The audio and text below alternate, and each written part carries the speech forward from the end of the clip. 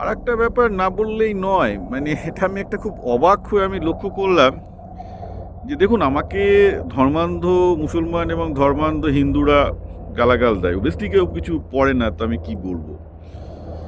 কিন্তু আমি কিছু মাইন্ড করি না। এটা তো মনে হয় 25 বছর ধরে এটা আমি দেখে আসছি যে লোকজন এসব করছে।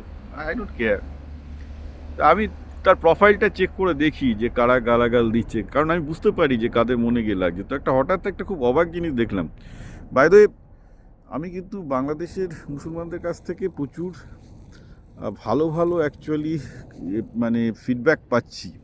আমাকে যেটা খুব অবাক করেছে, আমার ভিডিওর সবথেকে বেশি আমার ভিডিওর সবথেকে বেশি এখন সাপোর্টার কিন্তু বাংলাদেশের মুসলমানরা। তো তাদের যখন আমি প্রোফাইল চেক করছি, দেখছি যে তারা খুব ধার্মিক মুসলমান, মানে তারা রীতিমতো মানে ধর্মভীরু মুসলমান। তারাই আমার ভিডিও সবচেয়ে বড় সাপোর্টার, একটা ওয়ান অফ দ্য মানে সাপোর্ট বেসড আর কি।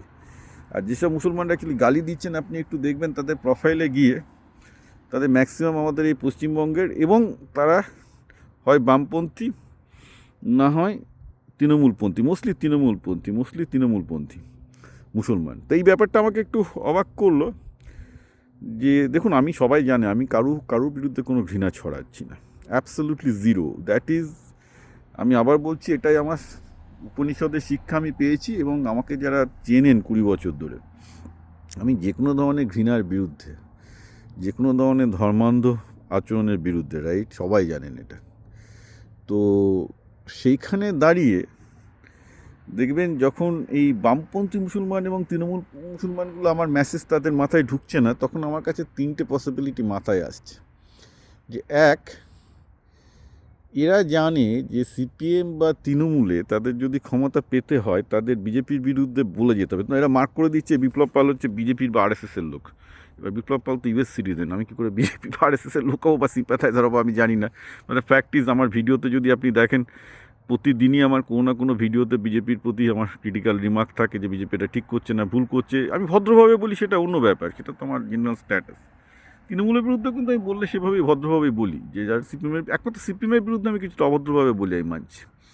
তো তার মানে কি, এরা যেটা বুঝতে পারছে না সেটা হচ্ছে, আমি এদের থেকে আরও অনেক বেটার বুঝি ভাই পলিটিক্সটা। এরা অ্যাকচুয়ালি ক্ষমতার গেমটা খেলতে চাইছে।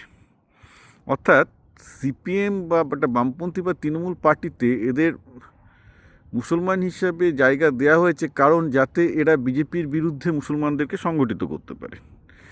তো তার জন্যে একটা তারা অন্ধ একটা ভাব ছড়াচ্ছে। এবং অবভিয়াসলি এটা আমার ক্ষেত্রে কেউ যদি বলে যে আপনি মুসলমান বিরোধী, এটা তার ক্ষেত্রে ব্যাকফায়ার করবে, কারণ যে কোনো লোক আমার প্রোফাইলে এসে হাসবে এবং বুঝতে পারবে যে ছেলেটা অ্যাকচুয়ালি একটা র্যাবিট ইসলামিক, কারণ উল্টে তার নিজের ওপরই ছাপ পড়ে যাবে যে সে একটা ইসলামিক জঙ্গি, তৃণমূল বা সিপিএমে লুকিয়ে আছে, সিপিএমে না তৃণমূলে লুকিয়ে আছে, রাইট? তো এটা এদের নিজের জন্যই বাজে যারা করছে।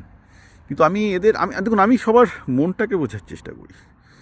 মনটাকে বুঝে যা বুঝলাম যে একটা সিপিএম পার্টিতে বা একটা তৃণমূল পার্টিতে একটা মুসলমানের গুরুত্ব হচ্ছে, তাকে মুসলমানদের খেপিয়ে দিতে হবে।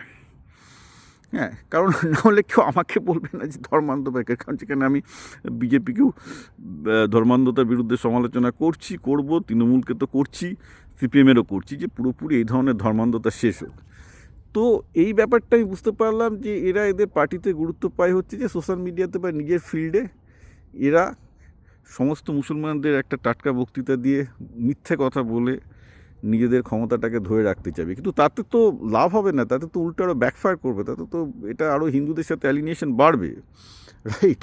আমি আমাকে নিয়ে খুব একটা চিন্তিত নই, কিন্তু এতে সবাইকে ভাবতে হবে। দেখুন, আমি বারবার করে বলছি যে রাজনীতিতে খেলাটা ক্ষমতা। রাজনীতিতে ভাই এইসব হিন্দু মুসলমান এগুলো ধর্মগুলোকে কাজে লাগানো হয়, সবাই জানে।